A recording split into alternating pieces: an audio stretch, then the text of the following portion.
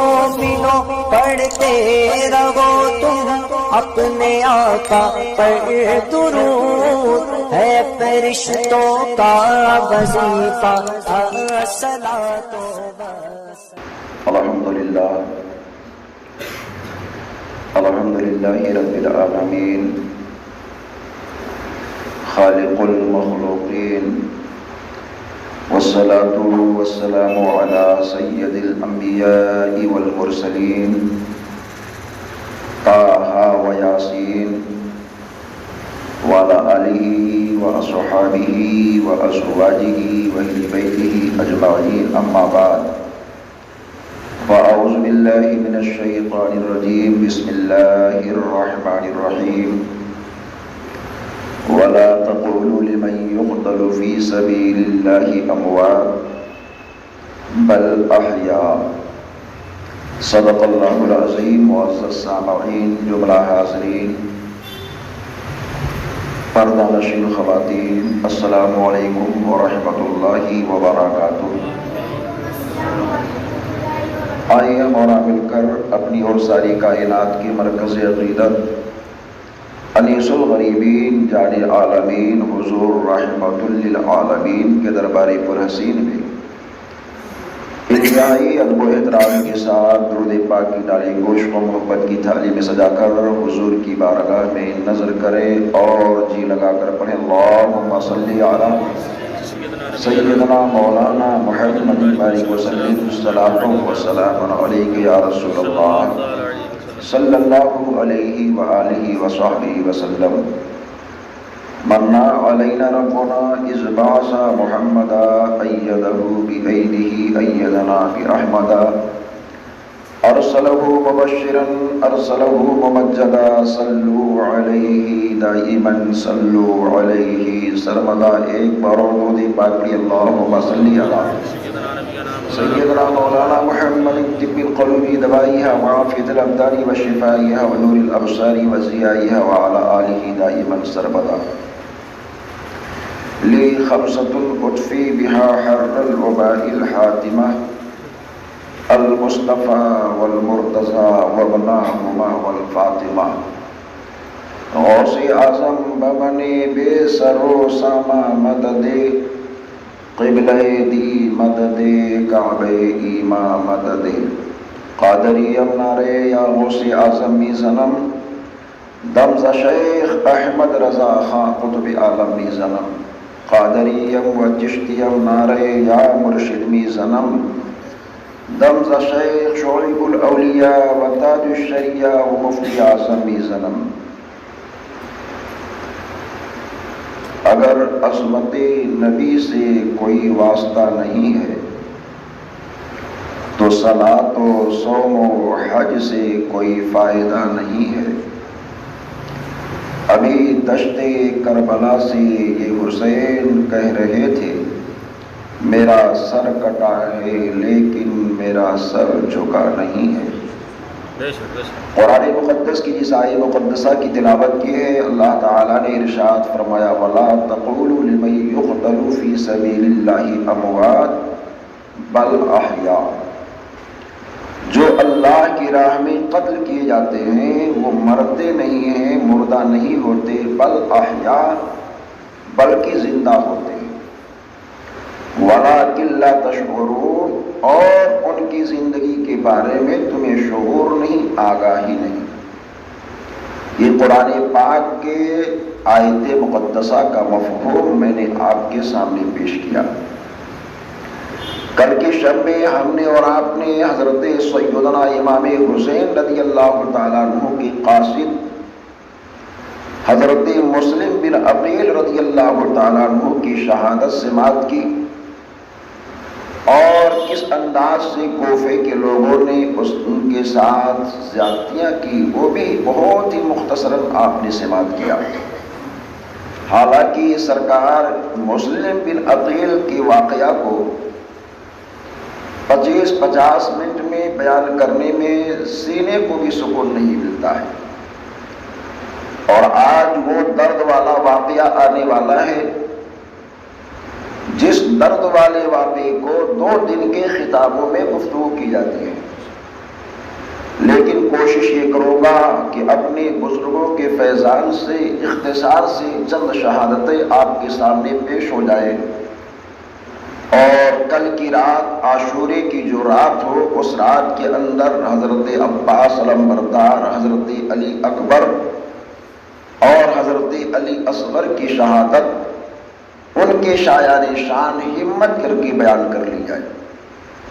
آج انشاءاللہ تعالی جانثاران امام حسین کے چند چرچے ہوں گی، چند باتیں ہوں گی۔ آپ تھوڑی توجہ رکھیں، جوش اور جذبے کے ساتھ بیٹھے اور یہ دیکھیں کہ مظلوم کربلا امام حسین اور ان کے خاندان پر یزیدیوں نے کس طرح ظلم کیا۔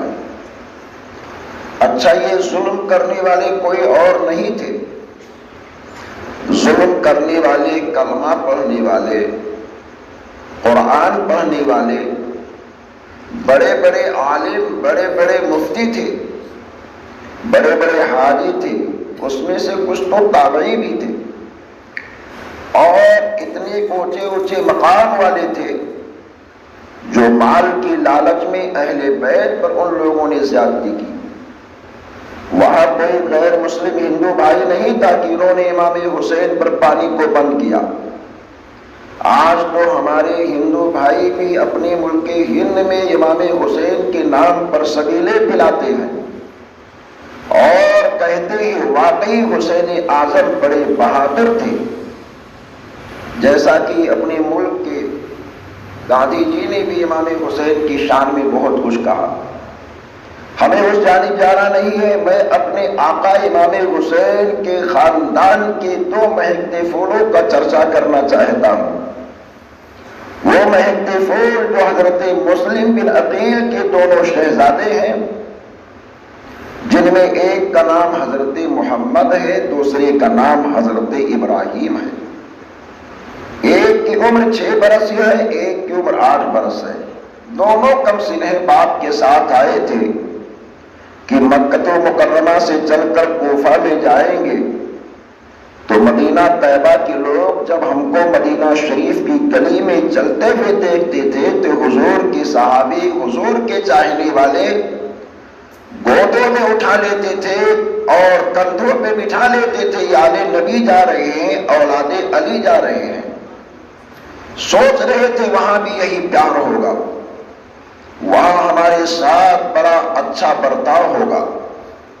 حضرت امام مسلم کی جب شہادت ہونے لگی تو شہادت سے پہلے یہ روایت یہ ہے کہ حضرت امام مسلم کے صاحبزادے حضرت قاضی شریح کے گھر پہ موجود تھے۔ حضرت امام مسلم نے ان سے کہلوایا اور کہا میں تو چلا، آگے کیا ہوتا ہے رب کی منشا اور مرضی، لیکن اے قاضی شریح میرے بچوں کو بعافیت مدینۃ النبی پہنچا دینا۔ انہوں نے کہا ٹھیک ہے۔ امام مسلم اور حضرت ہانی کی شہادت کے بعد میں ابن زیاد کے جاسوسوں نے بتایا کہ حضرت مسلم کے ساتھ ان کے 2 بچے بھی کوفے میں آئے تھے۔ ہر 4 جانب سپاہیوں کا دستہ لگا دیا گیا، فوجا لگا دیا گیا، تلاش و جاسوسوں کو چھوڑ دیا گیا، کہاں ہیں وہ دونوں بچے؟ قاضی شریح کو ڈر لگا کیونکہ ابن زیاد کا اعلان تھا جس کے گھر سے بچے نکلیں گے اس کے گھر والوں کو نیست و نابود کر دیا جائے گا اور کسی طرح کی کوئی رعایت نہیں دی جائے گی۔ قاضی شریح کے سامنے ایک ہی آواز تھی کہ حضرت مسلم نے کہا تھا میرے بچوں کو کسی طرح مدینہ پہنچا دینا۔ مدینہ منورہ کے تعلق سے انہوں نے معلومات کی تو پتہ یہ چلا کہ ایک قافلہ رات کی تاریکی میں باب العراقین سے مدینہ منورہ جا رہا ہے۔ انہوں نے اپنے بیٹے اسد کو تیار کیا اور تیار کرنے کے بعد میں کہا اے بیٹا ان دونوں شہزادوں کو لے کر آج تجھے رات میں نکلنا ہے، باب العراقین پہنچ کر قافلے سے ملانا ہے۔ اسد تیار ہو گیا۔ قاضی شریح گھر کے اندر اٹھے، بچوں کے پاس پہنچے، سر پر ہاتھ کو رکھا، سینے سے لگایا، بچے رونے لگے۔ چچا جان، آج ایسے انداز سے میرے سر پر ہاتھ آپ پھیر رہے ہیں جس طرح میرے گھر کی ریت ہے کہ کوئی بچہ یتیم ہو جاتا ہے تو اس کے سر پر ہاتھ پھیرے جاتے ہیں۔ کیا میرے ابا حضور کو کوفہ کے لوگوں نے شہید کر دیا ہے؟ تو حضرت قاضی شریح یہ کہتے کہ ہاں بیٹا، میں کہہ نہیں سکتا، سینے میں طاقت نہیں ہے، بڑی بے وفائی ان لوگوں نے کی۔ اور آپ کے والد محترم کو بہت سارے خطوط لکھ کر کے امام حسین کے نام خط لکھ کر کے بلایا، قاصد اول بن کر کے آئے، ان کو شہید کر دیا گیا۔ بچے آپس میں بلکتے ہیں، روتے ہیں، سہم جاتے ہیں، لیکن ایک تسلی دی قاضی شریح نے، فکر کی ضرورت نہیں ہے، آج کی رات میں ایک قافلہ باب العراقین سے جا رہا ہے، میرا بیٹا اس قافلے سے تمہیں ملاقات کروا دے گا، کسی محب اہل بیت کے سپرد کر دے گا، وہ بعافیت آپ دونوں کو مدینہ منورہ پہنچا دے گا۔ چنانچہ حال ایسا ہوتا ہے، رات کی تاریکی میں اسد دونوں بچوں کو لیتا ہے، باب العراقین پہ پہنچتا ہے تو پتہ یہ چلا وہ قافلہ جو آنے والا تھا کچھ وقت پہلے نکل جا چکا ہے۔ دونوں بچوں کو لے کر اسد دوڑتا رہا، کچھ ہی دور دوڑے تھے اسد کہ گرد دھول کے نظر آئے کہ قافلہ جا رہا ہے۔ اسد نے بچوں سے کہا، اے شہزادو، میرا قافلے تک جانا بہتر نہیں ہے ورنہ کوئی پہچان جائے گا، یزید کے جاسوس، ابن زیاد کے جاسوس سب طرف لگے ہیں، آپ دونوں دوڑ کر کے اس قافلے سے مل جاؤ۔ شہزادے کم سن تھے، کبھی ایسے حال کو دیکھا نہیں تھا، چلتے جا رہے ہیں، ہمت طاقت کے ساتھ دوڑتے جا رہے ہیں، قافلے سے ملنے کی کوشش کرتے جا رہے ہیں۔ چھوٹے بھائی کے پیر میں کانٹا چبھا، ایک آہ آئی تو بڑے نے کہا، بھائی قدم مت روک، ابن زیاد کے جاسوس پکڑ لیں گے، والد محترم کو شہید کر دیا ہے، ہم لوگوں کے ساتھ بھی ظلم و زیادتی ہوگی۔ ایسے حال میں چھوٹا بھائی قدم کو روکتا نہیں ہے، کانٹے والے قدموں سے دوڑے دوڑے جا رہے ہیں، مگر جب چلنے کی طاقت رک جاتی ہے اور کانٹے نے اپنی طاقت کو دکھائی تو چھوٹا بھائی زمین پر بیٹھ گیا۔ اب بڑے نے چھوٹے کو دیکھا، وہ بھی بیٹھ کر کانٹا نکالنے کی کوشش کرتے ہیں، نکالتے نکالتے وقت لگا، اتنے میں وہ قافلہ دور نکل گیا، گرد و غبار بھی نظر نہیں آ رہا ہے۔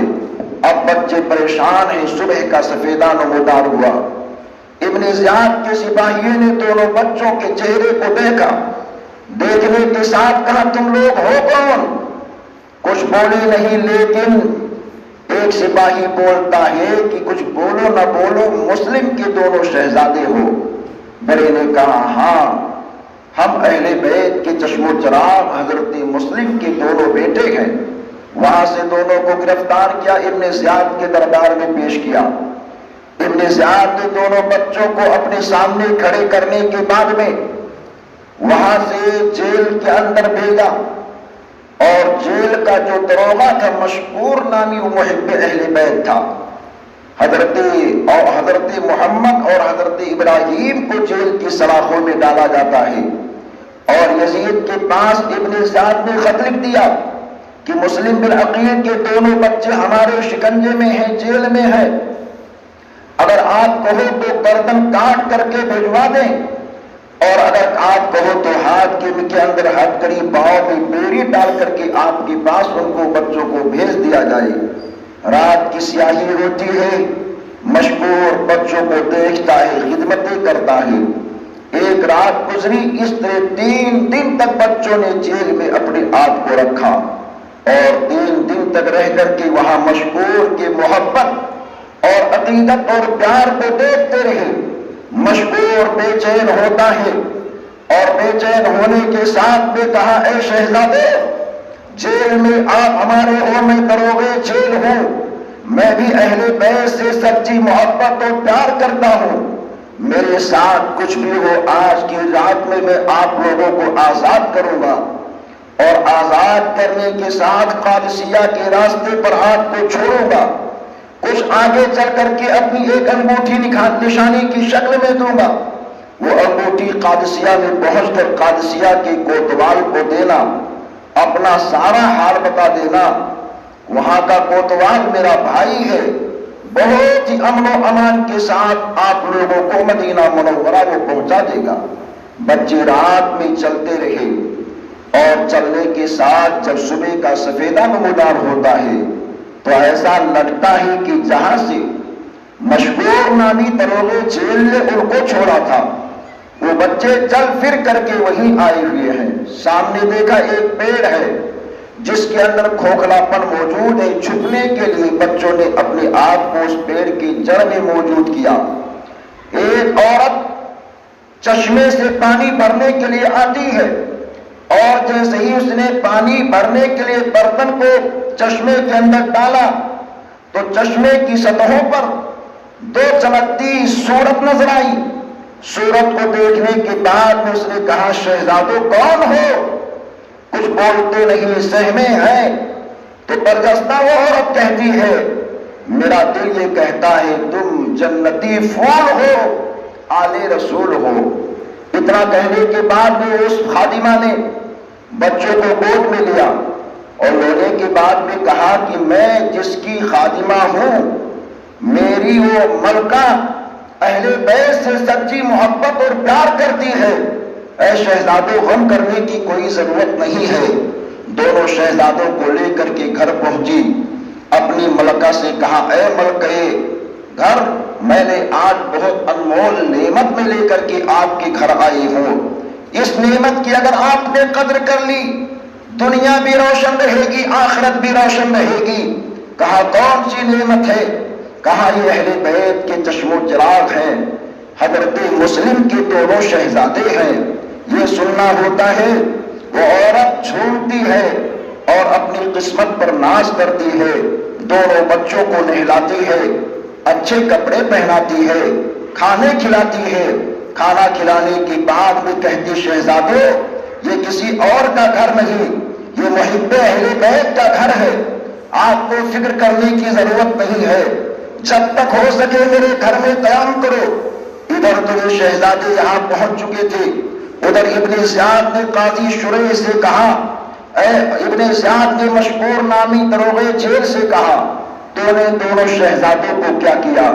کہا میں نے اللہ اور رسول پاک کی رضا کے لیے، حیدر کرار کے سینے کو خوش کرنے کے لیے، سیدہ فاطمہ کے چادر تطہیر کی محبت کے لیے اپنے جیل سے بچوں کو آزاد کر دیا ہے۔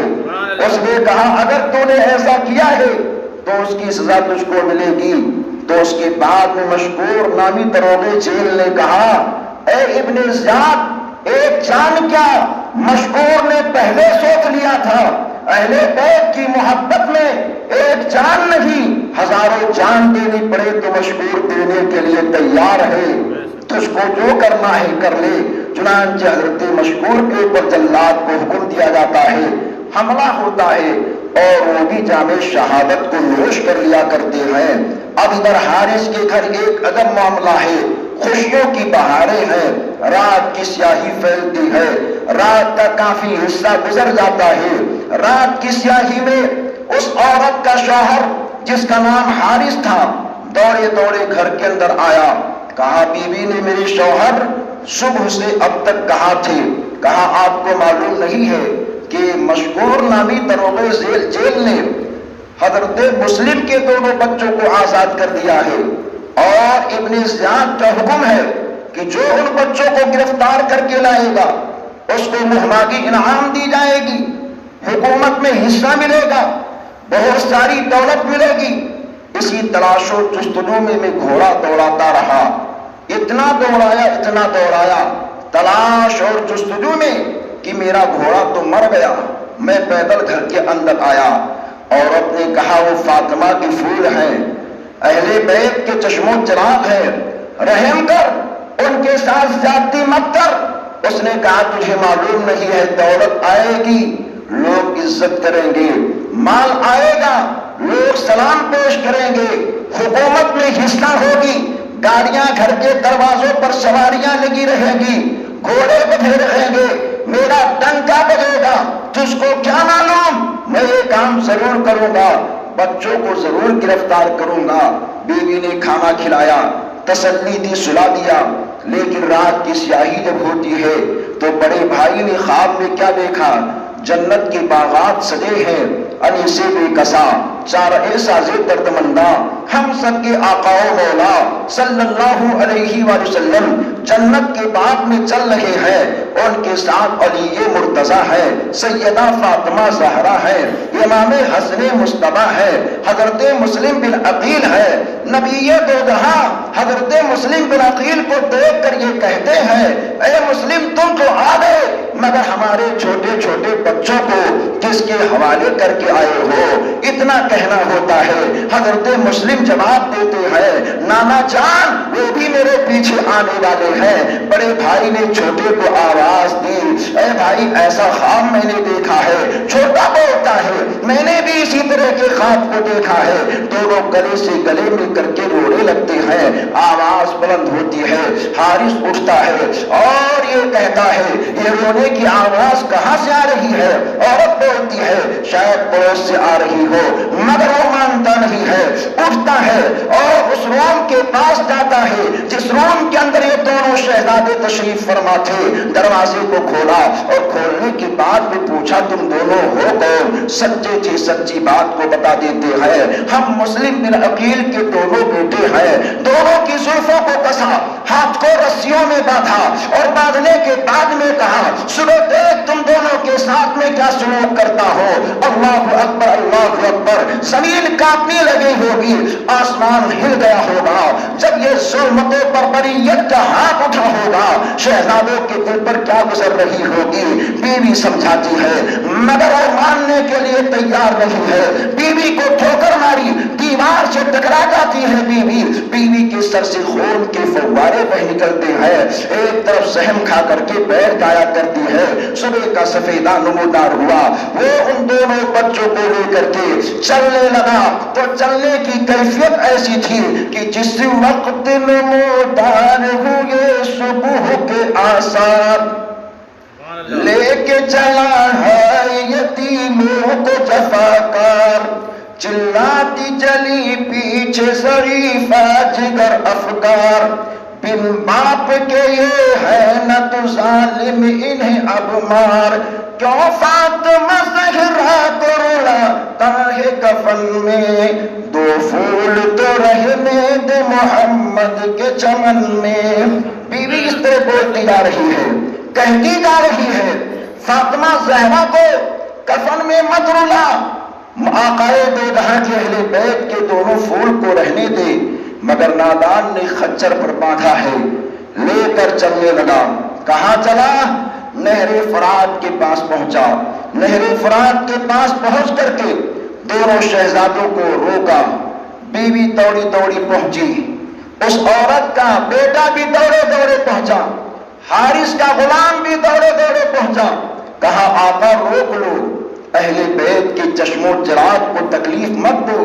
مگر نادان نے کہا میں تیرا آقا ہوں، میں جو حکم دوں وہ کر، لے تلوار بچے کی گردن کو اڑا۔ اس نے کہا یہ کبھی ہو نہیں سکتا ہے۔ غصے میں آیا، تلوار لہرایا، غلام کی گردن پر مارا، وہ بھی جام شہادت کو نوش کر لیتا ہے۔ بیٹے کو کہا اے بیٹا تو دیکھ میری طاقت قوت دیکھ، ایک ہی ضرب میں نے غلام کے گردن کو اڑا دیا۔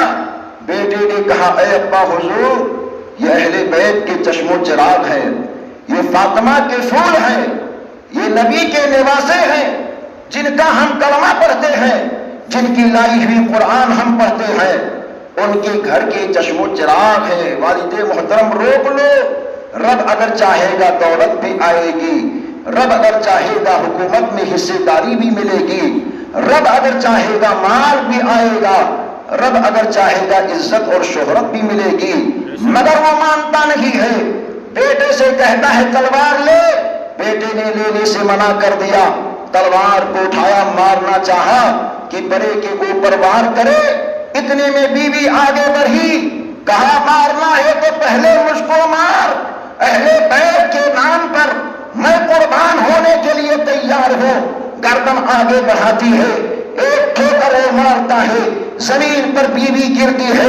بیٹے نے اپنے ماں کو تڑپتے ہوئے جب دیکھا، فوراً اپنے باپ سے کہا ماں کا درد مجھے دیکھا نہیں جا رہا ہے، ابا حضور آپ کو میں آج سے پہلے ابا ابا کہتا تھا، اب لعنتی لعنتی کہتا ہوں، چلا میری گردن پر تلوار۔ اس نے اپنے بیٹے کی گردن پر وار کیا ہے۔ بیٹا بھی جام شہادت کو نوش کر لیتا ہے۔ بیٹے کو مرے ہوئے حال میں دیکھ کر کے ماں برداشت نہیں کرتی ہے، اس کے جسم سے بھی روح پرواز کر جاتی ہے۔ اب حال کیا ہوتا ہے؟ وہ تلوار لے کر کے جلالی کیفیت میں ہے، دونوں بچے سہمے ہوئے ہیں، زمین ہل رہی ہے، ہوائیں تھم تھم کر کے آ رہی ہے۔ حضرت علی مرتضیٰ مشکل کشا، فاتح خیبر، شیر زمن، نبی دو جہاں سے جنت کے باغات سے اجازت طلب کر رہے ہیں، اے میرے آقا، اے میرے دادا، اے میرے مختار، اے دونوں عالم کے سرکار اجازت دے دو تاکہ ذوالفقار حیدری کی چمک کو آج میں کوفے کی سرزمین پر نہر فرات کے سامنے دکھا دوں تو میرے مصطفیٰ کہتے ہیں ان اللہ مع الصابرین، اے علی صبر کرو، جنت کے باغوں میں ہمارے شہزادے آنے والے ہیں۔ علی شیر خدا مشکل کشا نے جیسے ہی یہ کہا، امام حسن مصطفیٰ آگے بڑھے، نانا جان مجھ کو تو جانے دو دنیا میں نقاب پوش حال میں جاؤں گا، حارث کے حال کو بتا دوں گا کہ حارث کے حال کو بتا دوں گا کہ اہل بیت کے رگوں میں خون علی کی بہاریں کس طرح جوش مارا کرتی ہیں۔ میرے نبی نے حسین امام حسن مصطفیٰ کے منہ پر ہاتھ رکھا اور کہا بیٹا ان اللہ مع الصابرین، سیدہ فاطمہ، طیبہ فاطمہ، راکعہ فاطمہ، زاہدہ فاطمہ کہتی ابا حضور دیکھو ظالموں کے ظلم کو دیکھو، تو ہم سب کے مصطفیٰ کہتے ہیں اے فاطمہ صبر کر صبر کر، اس کا صلہ بہت بہتر ملنے والا ہے۔ چنانچہ حارث آگے بڑھتا ہے اور جیسے بڑے کے گردن پر تلوار چلانا چاہتا ہے، چھوٹے نے اپنی گردن کو بڑھا دی ہے اور یہ کہا میں کبھی بھی برداشت نہیں کر سکتا کہ میرے بڑے بھائی کی گردن پر تلوار پہلے چلے۔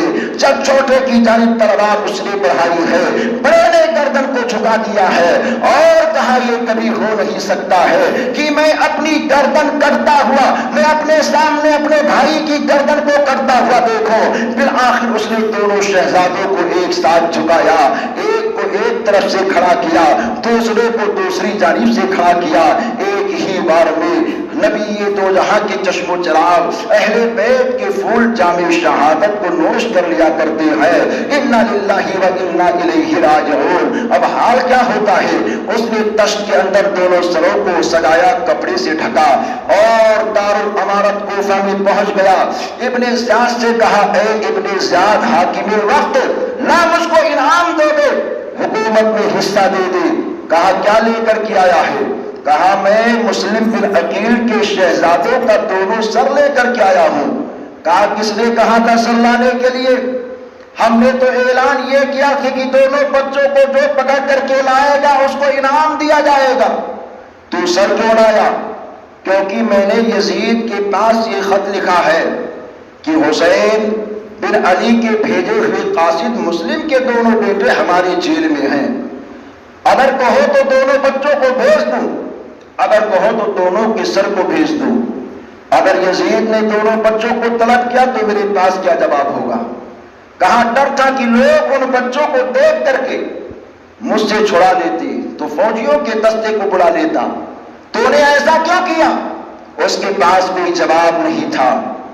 ابن زیاد غصے میں آیا، لال پیلا ہوا اور لال پیلا ہونے کے بعد میں جلاد کو کہا ان دونوں شہزادوں کو جہاں اس نے شہید کیا ہے لے جاؤ، اس کی گردن کو بھی وہی مار دو، اس کی سزا بھی وہی ہے۔ چنانچہ جلاد لے کر کے چلا اور جب وہاں لے کر کے چلا حارث کی گردن کو مارا جاتا ہے۔ تاریخ یہ کہتی ہے حارث کی موت کے بعد میں اس کے جسم کو زمین کے اندر گاڑا گیا، زمین نے لاش کو باہر پھینک دیا، پانی کے اندر پھینکا گیا نہر فرات میں، پانی نے نکال کر کے باہر پھینک دیا۔ اس کے بعد میں آگ کے اندر جلانے کی باری اور منصوبے آ رہے تھے، تو آگ میں جب ڈالا گیا تو آگ نے فوراً جلا کر کے راکھ کر دیا۔ پوچھنے والے نے زمین سے پوچھا، اے زمین تو نے ایسا کیوں کیا؟ تو زمین کو خدا نے بولنے کی طاقت دی۔ وہ زمین بولتی ہے جو اہل بیت کا گستاخ ہوتا ہے اس کے لیے میرے سینے میں کوئی جگہ نہیں ہے۔